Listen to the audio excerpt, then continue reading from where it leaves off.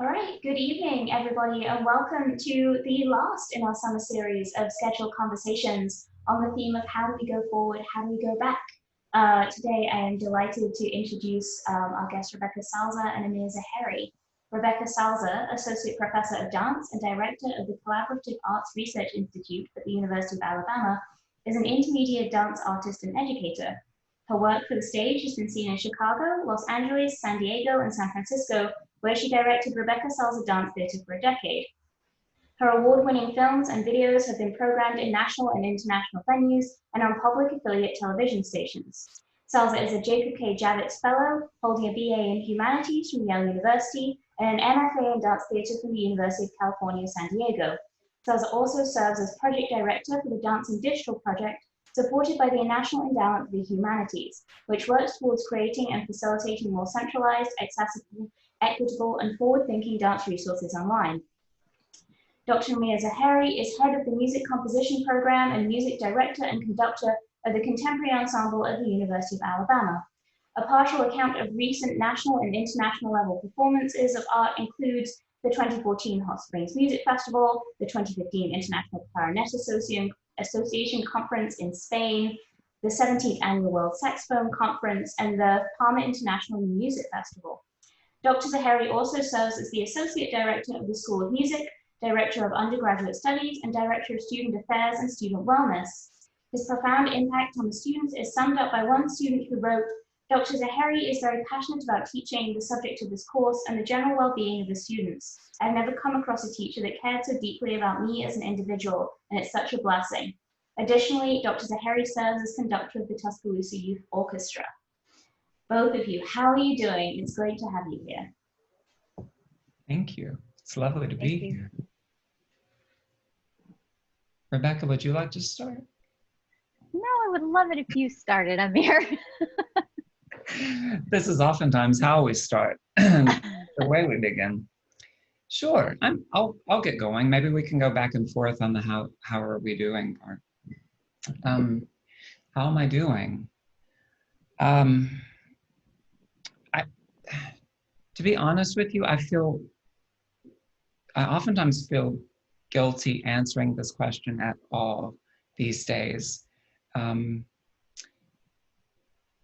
the grand scheme of things, looking around the globe, just thinking of our brothers and sisters all around the globe, I'm doing really well. You know, I've got a job. I have a good salary. I have friends who care about me. I have shelter. I have food. I have a lot of freedoms. So, you know, technically speaking, I'm doing pretty well.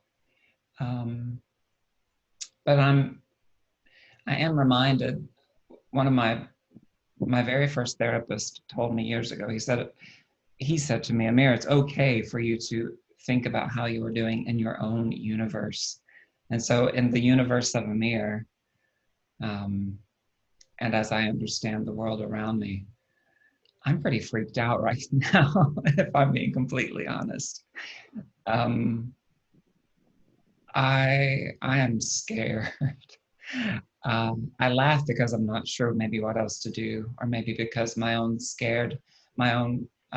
fear makes me nervous. But I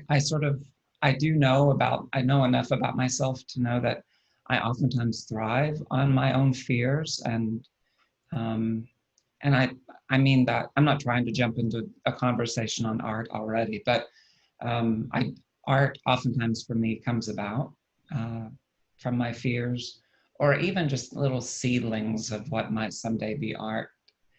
Those show up. But I'm scared. I'm scared for my friends. Rebecca just traveled across the country, and I've been very scared for her and her family and their journey. I just went to see my mom and dad. They're about 600 miles away. I was terrified of what I might take to them, even though I've been so remarkably careful. I was scared the whole time I was there, and now I'm scared that I'm back in Tuscaloosa. So I'm living my life in fear. I'm living my best life in fear right now, but I'll stop there. How are you, Rebecca? I share a lot of that. Um, Thank you, Ben, for putting this together. Thank you for creating this opportunity. I want to make sure I say that. And thank you for those of you listening.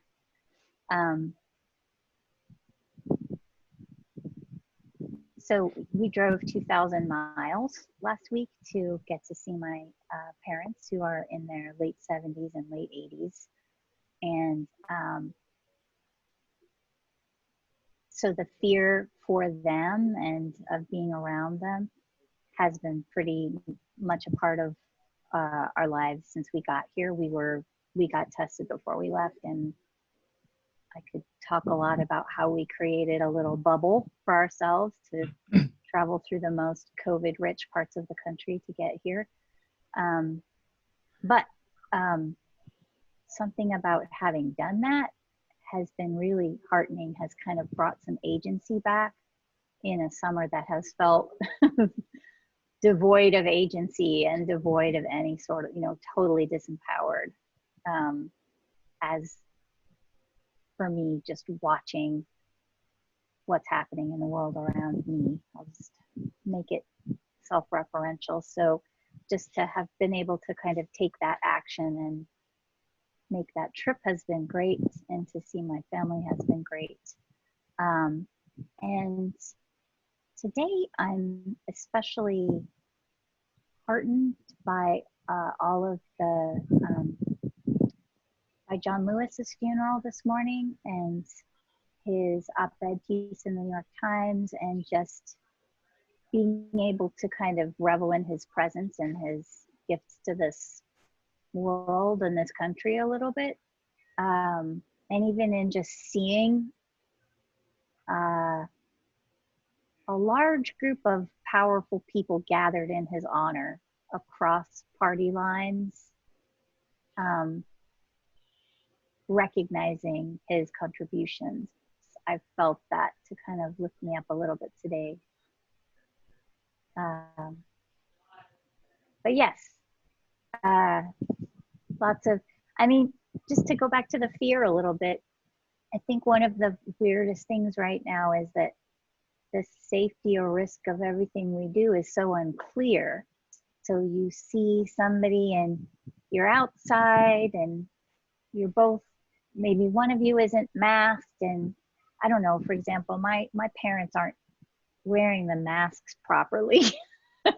And so they want to be out and about, and I'm already a major pain in terms of telling them to order things and just trying to keep them safe in their home, but also they need some agency. They need to be out and about. They can make some of those decisions, they can make all of these decisions, but just that sort of constant weighing. My sons too are being carefully distanced and social with friends here, but they're doing so out of my immediate view, and so it's all just this constant calculation in a really heightened way, and I think that's tiring me out. Yeah, long answers.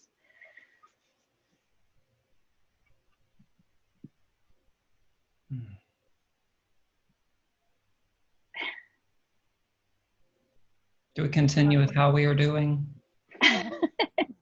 Sure. I would also shift towards the subject of collaboration, even if you keep talking about how you're doing. Sure. Well, Rebecca, may I jump in? Sure. And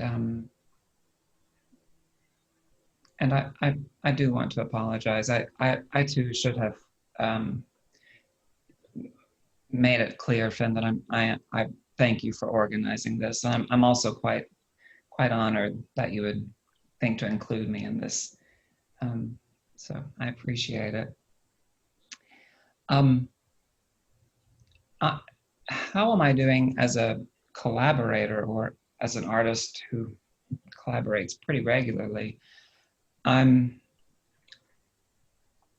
Right now, I'm experiencing something actually that's kind of new for me. And it is, there's a desire that I'm experiencing, a desire to collaborate. I'm trying to think, I've been trying to think of exactly how to describe this, but to explore something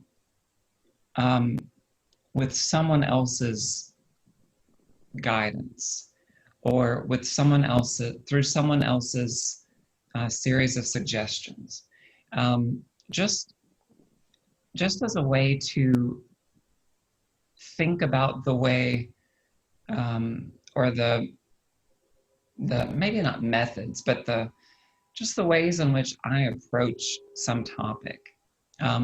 It's not so much that I'm wanting to collaborate on art more or less than I always do. And generally, when I want to collaborate, I want to do so with Rebecca.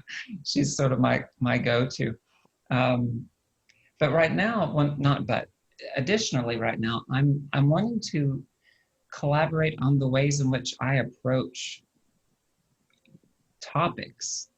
And I think some of that maybe has to do with what I think is a really lousy, if not entirely absent, sense of discourse that's basically lacking all around us.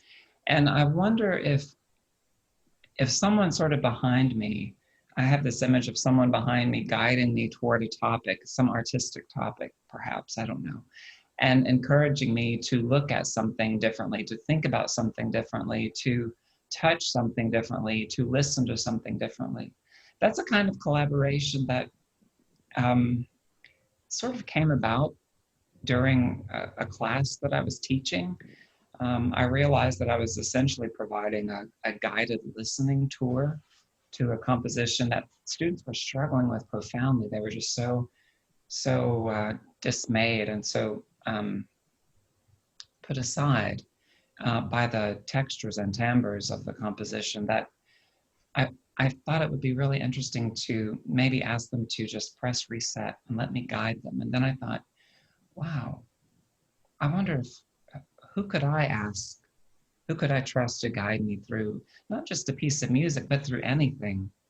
What would happen if Rebecca guided me through every, not just Rebecca, but Rebecca's the first person I thought of, but through dance or film or through a garden? What if someone guided me through the way in which I experience a garden? Or some of my favorite teachers and scholars collaborated with me to guide me through maybe even whether it's new literature or perhaps poetry I've known for decades. I'm wanting to collaborate more I'm wanting to collaborate experientially. I'm wanting to know more of what it means to experience things that I may or may not know, but through someone else's guidance. So how I am, I'm hungry. I'm hungry to be able to explore that. And I'm also scared. I keep bringing up scared. I'm a little scared to do so, and I'm nervous about it because I think that requires a lot of trust. I need to know that the person behind me who's guiding me through the museum or through the field or through the poetry is someone that I trust to do that in a way that's meaningful and that would have integrity for me. And certainly the folks in this room are folks that I would trust to do so. So I'm, in that sense, as a collaborator, I'm doing okay, but I'm hungry. And this world that we're in right now is kind of limiting that in some ways, but it's also opening up new ways for us to do it, ways that we haven't experienced yet, or ways that we haven't explored fully. So while I'm kind of disappointed that there are things that we cannot do right now. I'm excited at the same time to try to explore and collaborate experientially. I'm wanting to be in this collaborative lab, so to speak, so that someone can guide me, and then so someone might turn around and say, okay, your turn, Amir. Now you guide me through whatever, whether I'm an expert at it or not. I don't know. Rebecca, does that ring true for you at all, or is that something at all you're experiencing? Yeah. I think that, well, in thinking about our collaborations, Amir, before today's event, one of the things that really just kept standing out to me is the value of having somebody else inform you about something you've done, and somebody trusted, and we keep coming back to that, but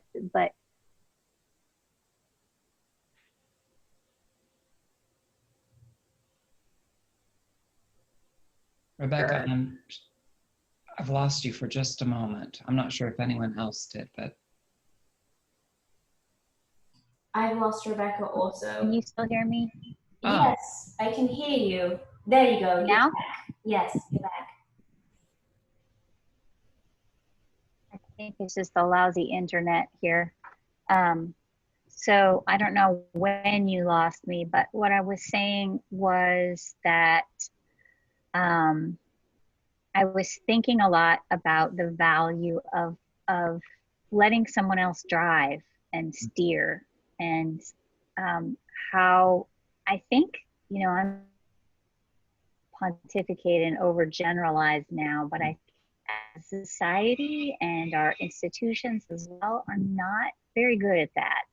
I think that if I start small and go into grosser and grosser generalizations here, please excuse me, but you know, I think as teachers, as academics, even as students given a project, we are really used to driving. We are used to moving towards an endpoint that we have identified, and we feel either if we don't control that endpoint, we design the path, we have goals.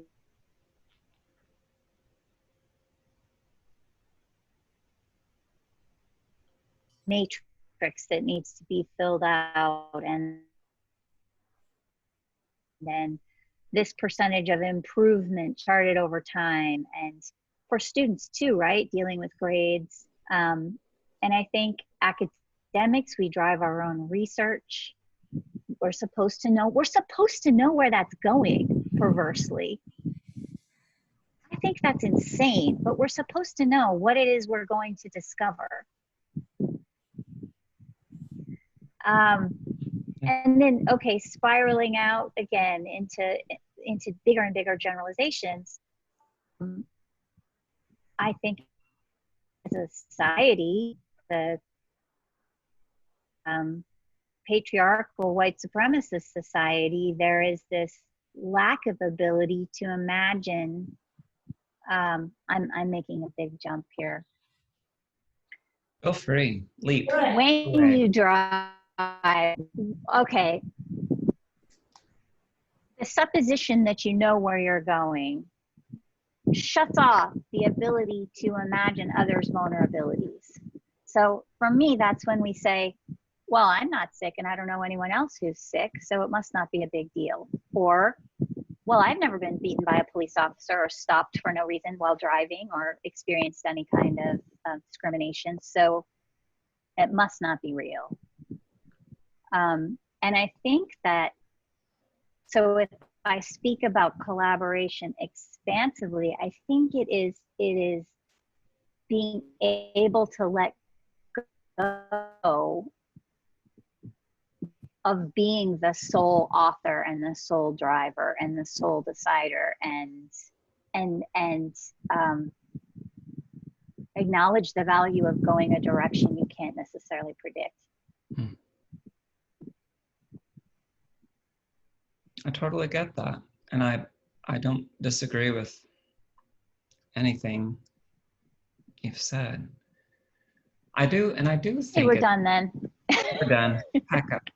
I think you're right. I think it's absolutely perverse that we are, it is the intention or the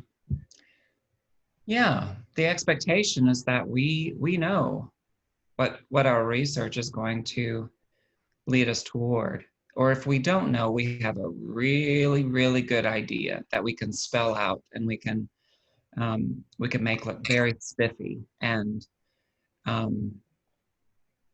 that's, at least, that's not the way I was trained, I should say. That's not what I was taught. That's not what I understand to be imaginative exploration. And so I think perverse is a great way to describe it. I just see that George came in. Hi, George. Hi, George. Yeah. So, but how are you doing then? Can I jump in, Amir? Yeah.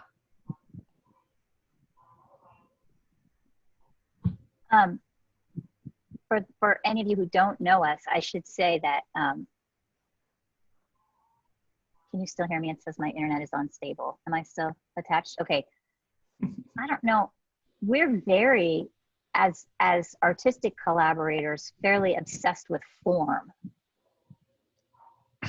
And I just want to say that because we're sounding extremely, I don't know, relativist and throw all sort of structure to the wind right now.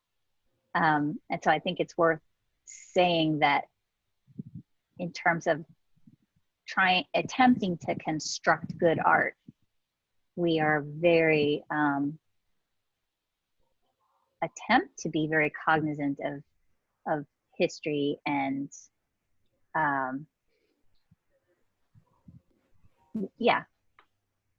existing forms, how we approach those or manipulate those. So I just wanted to say that because I wasn't sure. Maybe I thought maybe some people might be hanging up saying, okay, well, these people obviously just, walk out into a field and toss some things in the air and make a completely random set of movements and music in relation to that, which actually I have no problem with, but I just want to say that sounds like my work. I was gonna say I have no problem with that, but I think it's kind of funny in a way that I think it's one of the kind of paradoxes of the way that I've experienced working with Amir is a real sense of craft, a real sense of the history and why can't I speak? Attention to what's been made before and why. That's important. So I'm not dismissing that, but I'm also saying that you can access that existing knowledge and history and cultural syntaxes and assumptions without necessarily knowing exactly where a final product needs to go. Does that make sense? It does make sense. And thank you for jumping in. It did not occur to me until you mentioned that people do not know that structure is so important to me and is such an important part of our conversations. And it may very well sound like we are, what would the description be? Actually, can I jump in again? Please. Can I, Amir? Yeah. I just want to reference our very first piece together because George was in it. That's George, right. who's with us here, was in it. Yes. And it was called Interstellar. And Amir had written the music already. And Cornelius Carter, our storied and beloved former director of dance in the Department of Theater and Dance at the University of Alabama, had one of his intuitive feelings that Amir and I would hit it off and be able to get along. And so the first year I was at UA, he introduced us, and Amir had this piece of music, not necessarily fixed, but pretty much written, almost entirely written, and correct me if I'm wrong there. But what I'm reminded of is that the structure so lovely and so well thought out.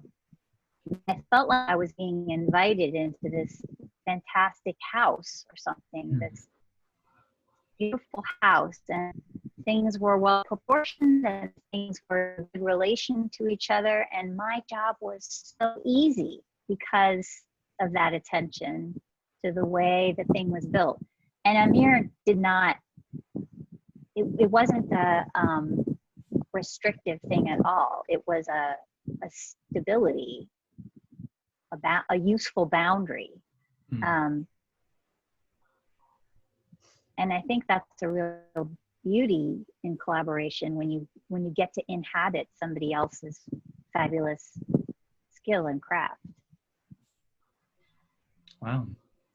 Thank you, Rebecca.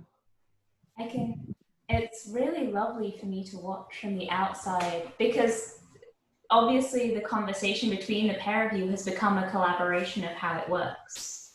And I can see the creative relationship between you as you navigate this. I'd like to do something I've not done with these talks before. We are at the time where I usually change it over to formal questions, but we're a small numbered group. And so what I actually think I'd rather do is just gently invite people to participate if they want to. How does that, and we can make it more of a conversation, because I think your ideas are unfolding in really beautiful directions, and I don't want to, it would seem contrarian to everything we've just laid out to suddenly shoehorn them into questions. That's certainly fine with me. Absolutely. Yeah. All right. In which case, I'm just going to bring everybody back, and you can join us as you please.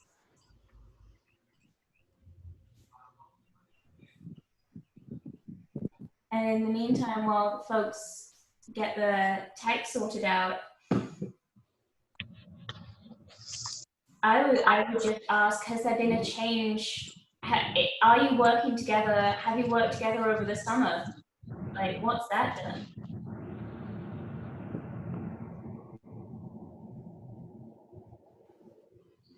Rebecca, are you starting? Oh, I don't know how to answer that question. I think I'll start in that I think that even if we don't, we haven't made anything new over the summer, but we've done a lot of talking. Actually, Amir has made something new over the summer that I have not done my part to answer yet collaboratively. But I think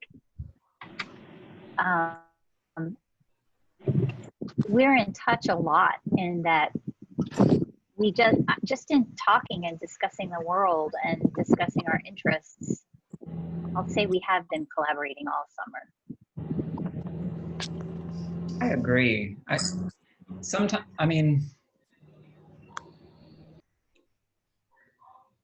think there's an unspoken understanding that when I send Rebecca a poem at 2:30 in the morning, that she knows that it must have some level of deep soul significance, and I'm probably up to something with it, and hoping that she will be up to joining me and doing or addressing it, doing something with it. I know that when Rebecca sends me something, it's something to pay attention to, whether it's something from the New York Times, something from a book, a film, a video, whatever the case may be. I think that's actually one way in which there's this kind of back burner collaboration. I feel like we have several layers of collaborative work going on all the time, some of which are just happening sort of in the background. Some are in the midground that we are talking about, but they are not ready yet for us to dive into. And then some that are actively upon us and we are really digging into and working on. I think we are working on, actually maybe we are collaborating on how to collaborate on this particular project for the fall, simply because the fall has, the world, the university, whatever the case may be, has presented such a unique set of circumstances. The collaboration right now is trying to figure out how to collaborate on this new thing. And part of that is figuring out, what is this thing? What is our relationship to it? How do we collaborate? Which I find it to be really exciting. It involves some other colleagues as well. And it may involve, likely it will involve even more students, I'm guessing, than we've worked with in the past. So that's really exciting. So yeah, I think we do continue to collaborate, certainly over the summer. But this collaborative thing, it's very organic. Sometimes it grows and is massive and very present and in our face. And it's something like what George was in, that Rebecca referenced, Interstellar. Maybe it's something that's on, we're working on it, just the two of us. It's a collaborative film. And so it's just the two of us, but it's very intense. And then sometimes it's conversation, very intense conversation over coffee. And we know, even though it's over coffee and it's a comfortable environment, we realize that we've just given birth to something that's going to explode into something. There's a really great, for me at least, there's this really great excitement knowing that we've just given life to this little thing that's probably going to become something gigantic. Some of my favorite works. Actually, I like everything that I think I like. Well, that sounds so awful. Let me skip that. I think some of the pieces that we've done many of the pieces we've created have come about in just that way, over a cup of coffee or a walk in the Arboretum, or just Rebecca being a very good friend, letting me say to her, this is really bothering me and this is on my artistic mind, or it's just on my mind and I feel like I need to say something about it.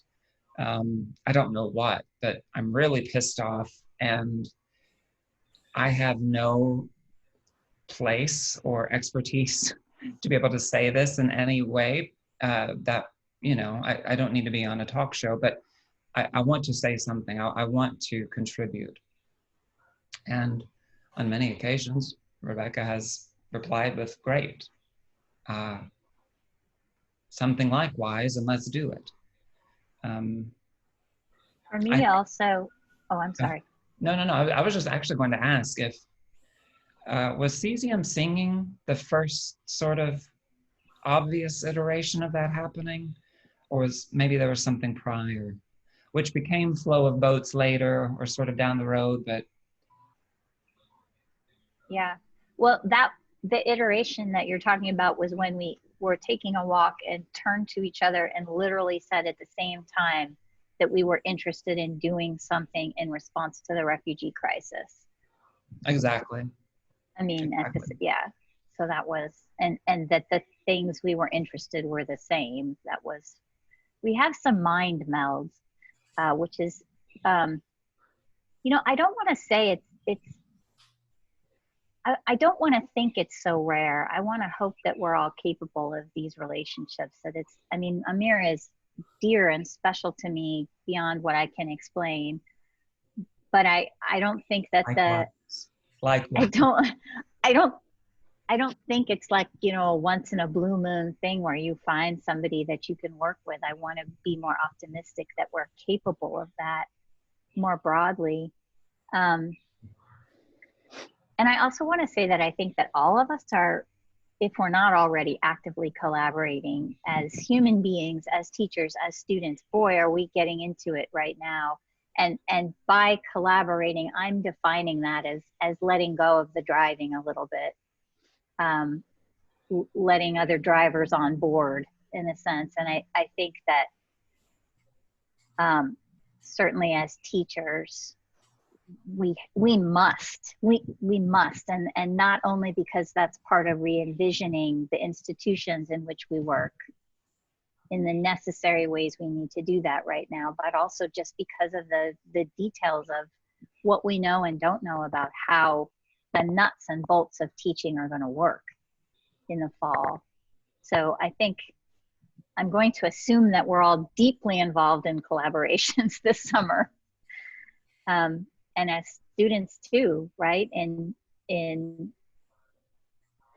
offering your intelligence and your openness towards whatever is coming your way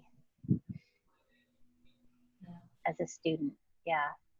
I also know collaboration for me is where I get energy from. Like I have limited reserves as a person doing work by myself in my house. I need other people to bounce ideas off. I don't know if Sydney, George, Chelsea, you feel the same way. But what we've had, the reason I was so interested in having a collaboration talk was because people who've come here have said it's a survival strategy. Yeah. I'm so glad you said that, Finn.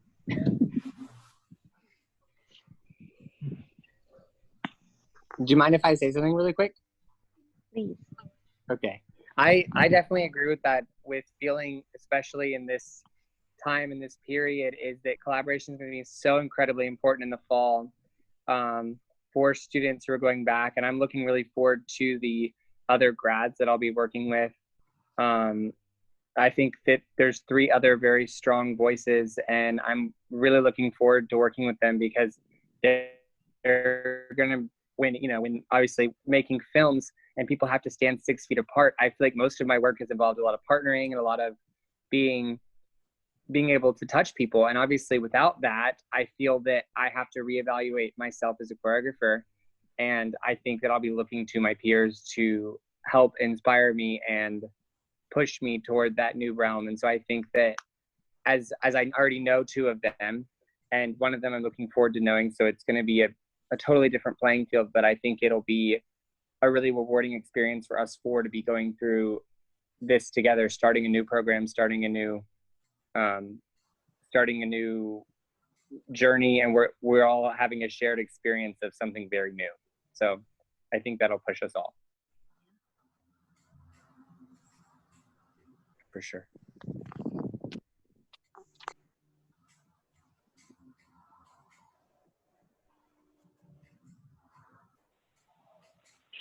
Well, and if Chelsea, we lost you. You might have to type in chat or try again. oh, okay. Can you hear me now? Yes. Okay. So I just have really appreciated this because I might be, I don't know, I think I'm maybe the only English scholar here. I'm not a dance scholar. And I was always just in our field, it's very much, oh, you write something or you create something and then you take it to the group and you present what you've created. And then there's some collaboration. So there seems to be that step where you are the solitary author and then you become part of a collaborative group that gives you feedback. But for the first time here with COVID, our libraries have largely shut down.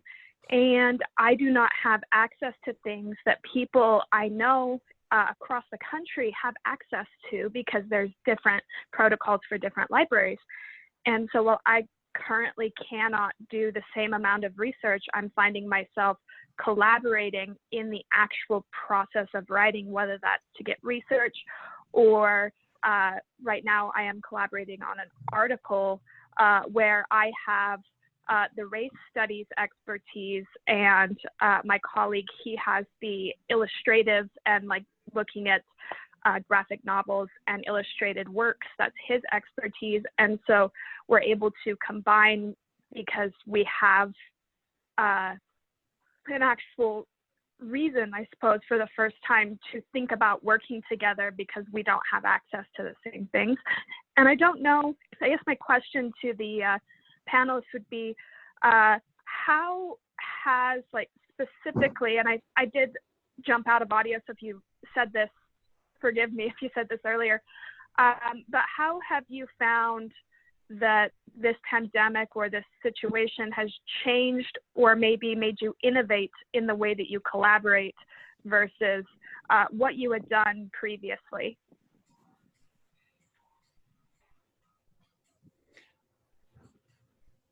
I can take a little bit of, I mean, something just came to mind, and then Rebecca, push me over anytime you wish. Chelsea, thank you for that question. It's a great question. And what came to mind right away was, and I think, Rebecca, we've talked about this a little bit already, some or maybe much of the collaborative work that Rebecca and I have done and continue to do in many ways has actually happened in a way that would and still would fit within current pandemic restrictions. Some of the work that we've done it involved Rebecca working, the two of us working together, but not in the same place. And a lot of that was very intentional. Much of that was really intentional and was so rewarding for me.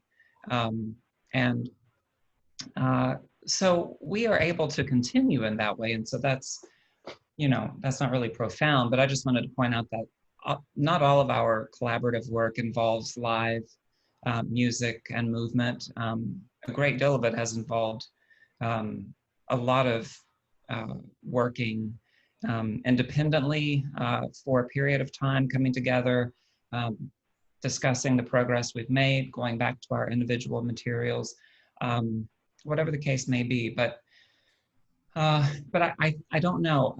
I'm going to just say this about the way it's maybe impacted us, only in the sense that I can say that it's impacted me in the way that I'm thinking about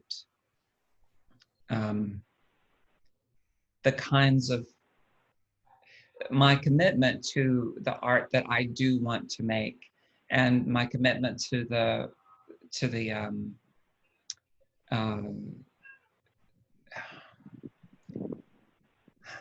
I'll say it this way.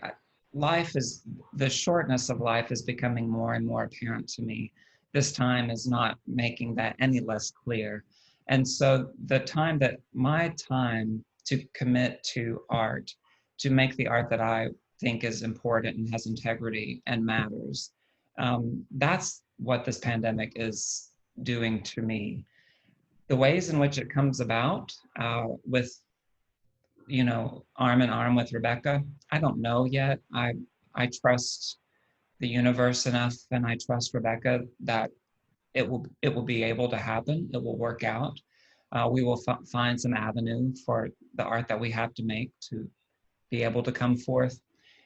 So the pandemic isn't really necessarily affecting yet. It isn't yet affecting how, as far as I know, how we're making the art. It's affecting, for me, it's impacting the way I'm thinking about what we're investing or what I want to invest in our art going forward. That might be a very, and Rebecca's so used to this, and she'll reframe what I've said in a much more fabulous way, because that's one of our collaborative things. True, and watch, it's about to happen. But I realize that's a very sort of out there kind of response to a question that I suspect had a much more logistically focused, much more reasonable answer expected. But that's the way it's affecting me and our collaborative behavior. Okay, I quit. Rebecca, it's you. I'm not going to brilliantly reframe anything, but Chelsea, I think, and I want to hope that there's a a slightly less, that people are a little more forgiving of each other in terms of output and deadlines, and maybe a little bit more open to maybe seeing work in more embryonic form, or I don't know.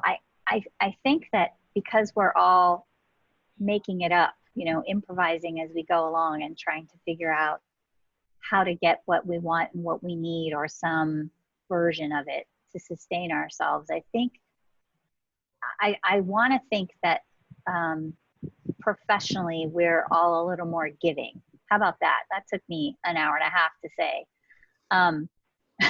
But so one of the hats I wear at the University of Alabama is to direct the Collaborative Arts Research Initiative that Fen mentioned. And it's been quite stunning over the summer. We've held Zoom meetings for faculty from across disciplines all over the campus, simply to just meet and discuss how they can collaborate. And they have been very well attended and very energetic, to the point where I think they've been 2 hours long, these meetings, with breakout rooms and other things. And it's been hard to get people off.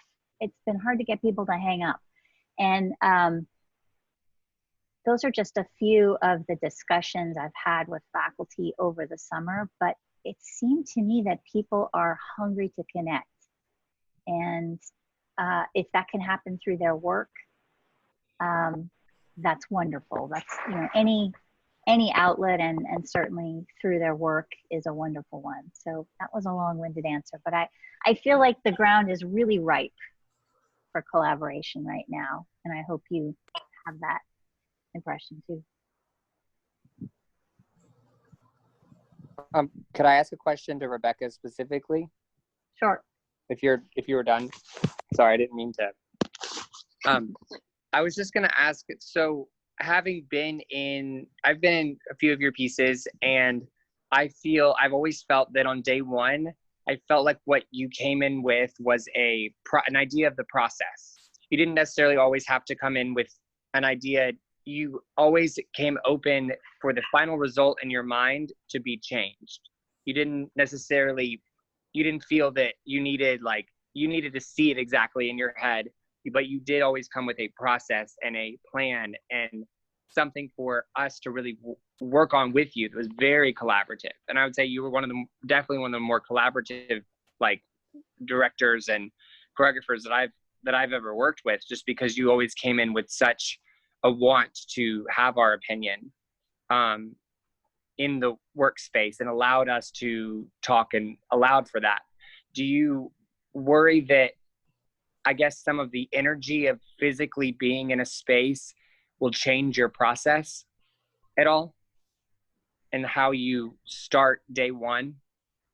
You mean not having physical proximity? Yes.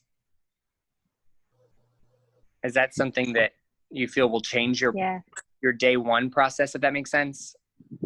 Yeah, it will. It totally will. I'm not worried about it, because it will. Yeah. But I think that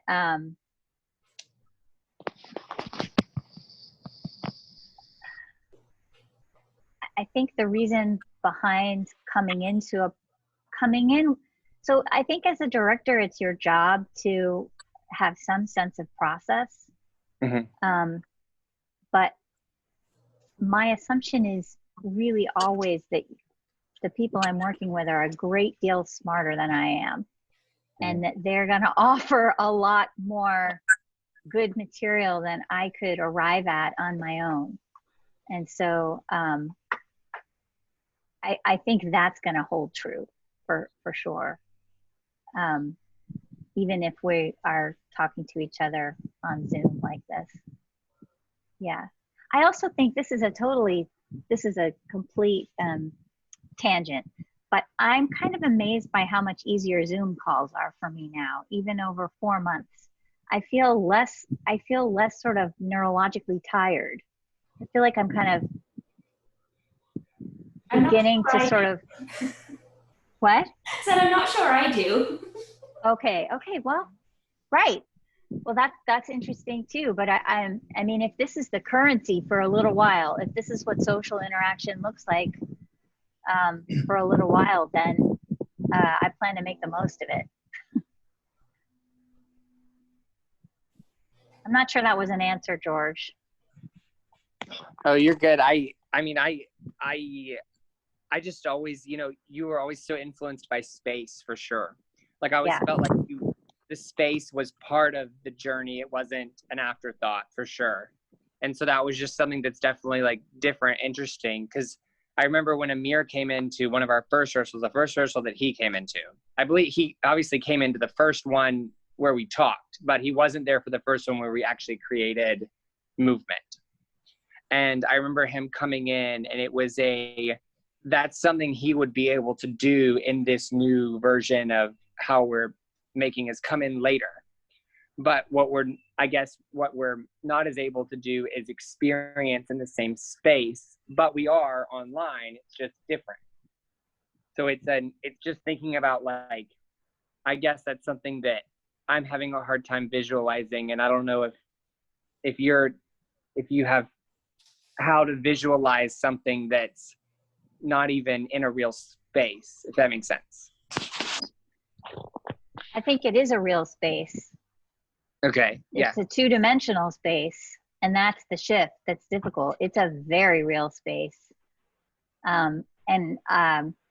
This is a very Western European reference, but I think about it as like the shift that ballet went through in the 18th century, when things went from ballroom to proscenium. That changed the choreography, that made things more frontal, that made footwork more prominent, more interesting. There were things that you couldn't see in a ballroom that you could see in a proscenium, and vice versa. Well, this isn't the end of live, but this is a space, and we can adjust. We can make that paradigm shift to inhabit it, to choreograph it. Could I jump in really quickly? Because Rebecca's comment just now is reinforcing for me something that I've been wanting to talk about with students and colleagues. The analog is true. And with sound, we are going from complete inundation. We wouldn't really call what we experience in a concert hall surround sound, because the pieces are not composed.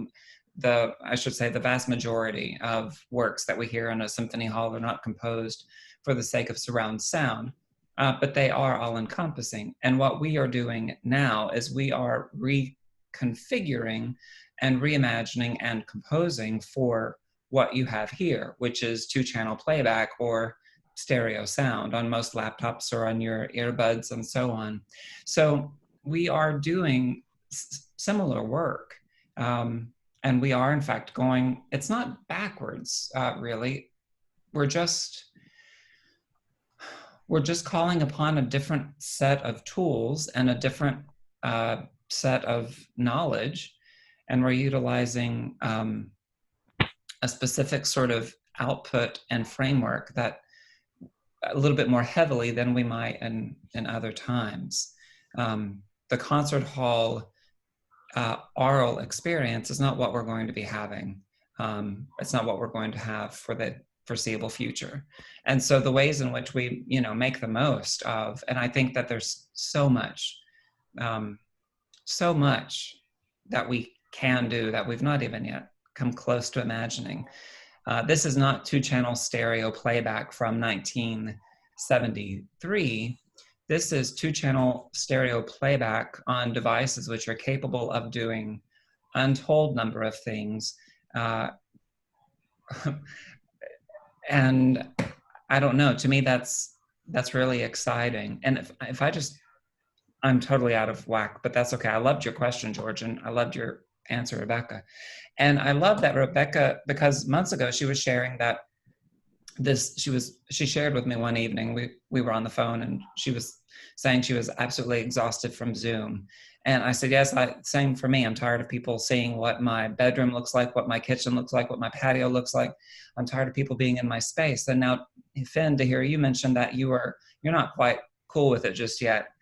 I am wondering, I don't know, but I'm wondering if one of the next great collaborative endeavors we have, whenever that is going to be, I'm curious to know what it's going to feel like again when Rebecca and I return to Turbo, and there are people around me, and if it's safe to be with 4 feet from another person. I'm wondering, we are going to be in such an exponentially unknown level of collaborative interacting live. Not just when Rebecca and I are sitting over a cup of coffee having a gluten-free vegan donut, but when someone walks within 2 feet of me, the counterpoint involved in that interaction is something that is, I'm sorry, that's my dad. He calls always at the most inappropriate times. At least though he's consistent, if nothing else. So I'm curious about that interaction and about that. I love counterpoint and form. We've already sort of talked about that, but that kind of collaboration, how am I going to collaborate with the people who take my money at the donut shop before I go sit down with Rebecca, and we are 3 feet away from George and his guest? What's it going to be like when I walk past Sydney and past Chelsea and I'm told that it's safe to do so? Those things have such an impact on me. Maybe that's just because I'm neurotic. It may well be, but so then how will we go from this 2-dimensional stereo space to yet again, we're now going to be able to think about this space that potentially has the possibility of 360-degree capturing of video and some form of surround sound. I don't know. I think that we are all on such a roller coaster right now. I'm intrigued. I wanted to come back to the space and the having people in our homes, because I don't know, I've spent most of my adult professional life being very, very careful about privacy and making sure that I had one identity in the classroom and one identity at home, because there are things about my identity I risk losing my job for them. Especially like as long as I've been teaching or as long as I've been working with children, which I did for a long time. If people found out who I am at my home, I didn't dare think of the consequences. So to have students in my living room is a very strange kind of pressure, but also in some ways a liberating thing. Like, yeah, there's my rainbow flag on the wall. Like, this is who I am at home. And so something about, and what you're saying, accepting the reality of the situation that we're in. And if I take us back to the beginning of the conversation, maybe the answer to the pressure is just to walk people around my house and guide people through. Okay, this is the teacher that you got. I love that. This is the experience we're gonna have. I really love that.